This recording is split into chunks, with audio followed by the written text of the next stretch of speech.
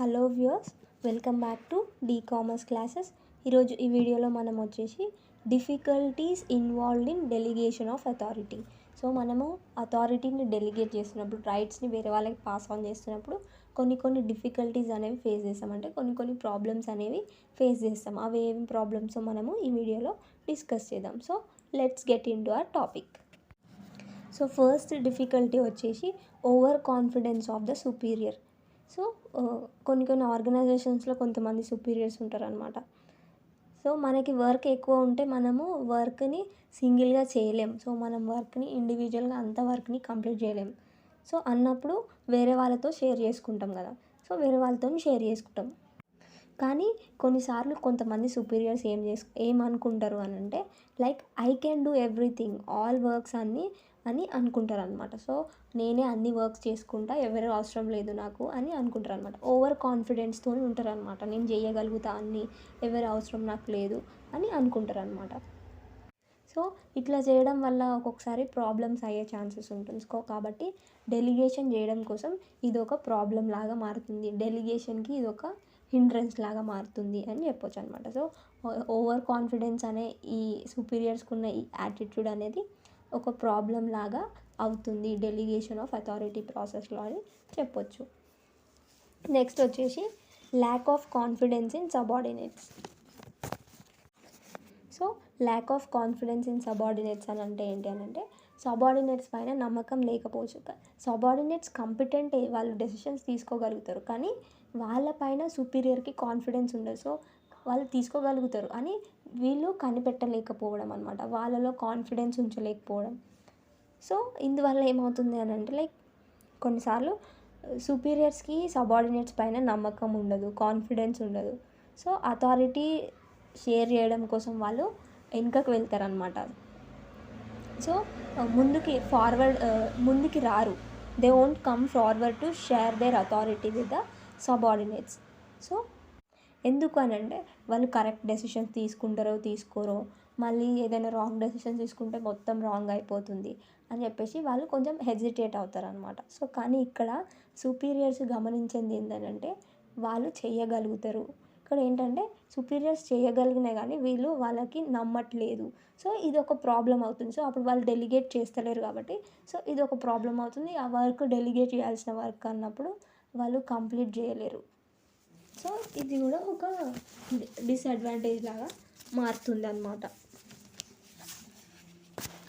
So this is about the second lack of confidence in subordinates.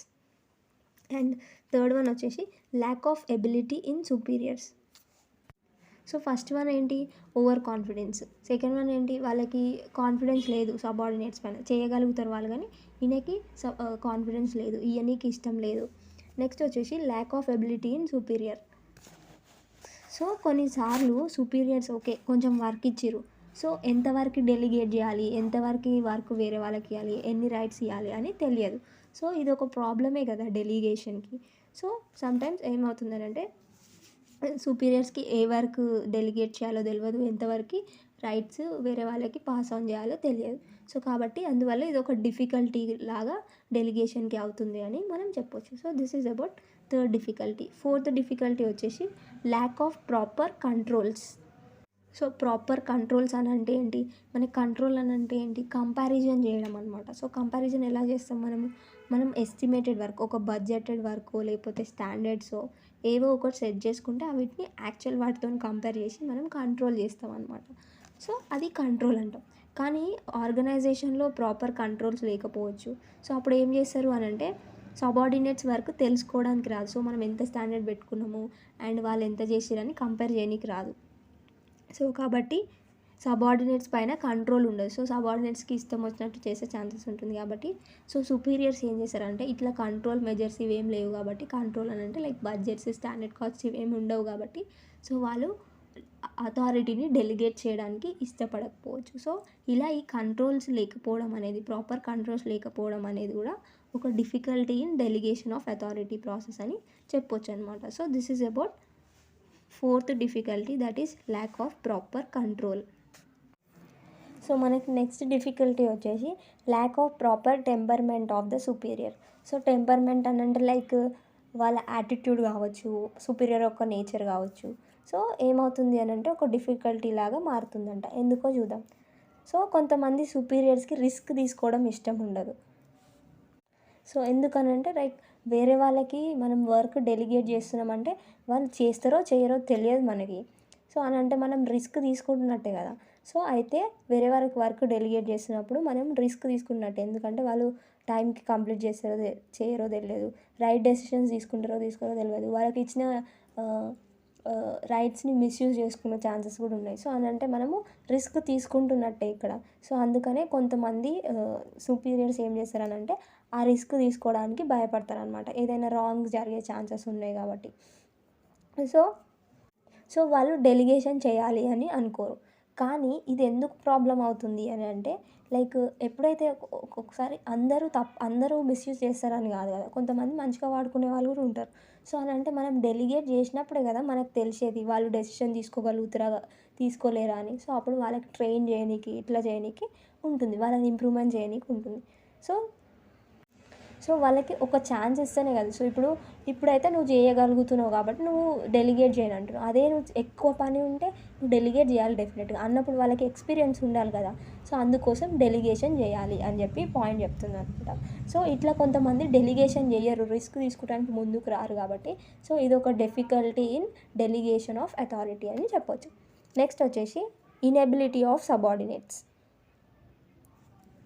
So inability of subordinates అని అంటే సబార్డినేట్స్కి ఆ ability ఉండకపోవచ్చు. So వాళ్ళు extra burden అని అంటే వాళ్ళకి ఇచ్చిన వర్క్తో పాటు వీళ్ళు డెలిగేట్ చేసే వర్క్ కూడా తీసుకోవాలి కదా. సో అన్నప్పుడు ఆ వర్క్ తీసుకోవడానికి వాళ్ళు ముందుకు రాకపోవచ్చు. వాళ్ళకి కూడా రిస్క్ చేయడానికి ఇష్టం ఉండకపోవచ్చు. సో వాళ్ళ మీద వాళ్ళకే కాన్ఫిడెన్స్ ఉండకపోవచ్చు. లైక్ మేము చేయగలుగుతామా లేదా, మళ్ళీ ఎందుకు రిస్క్ తీసుకోవడము అని అనుకోవచ్చు సబార్డినేట్స్ కూడా. సో ఇక్కడ ఏమవుతుంది అని అంటే మనం ఎవరికైతే పని ఇవ్వాలి అనుకుంటున్నామో వాళ్ళే రెడీగా లేనప్పుడు మనం ఎలా డెలిగేట్ చేయగలుగుతాం, చేయలేం కదా.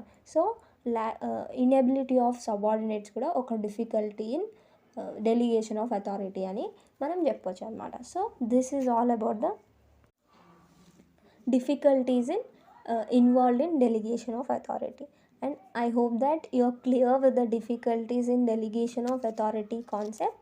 And if you have liked my explanation, please like, share and subscribe. Thanks for watching.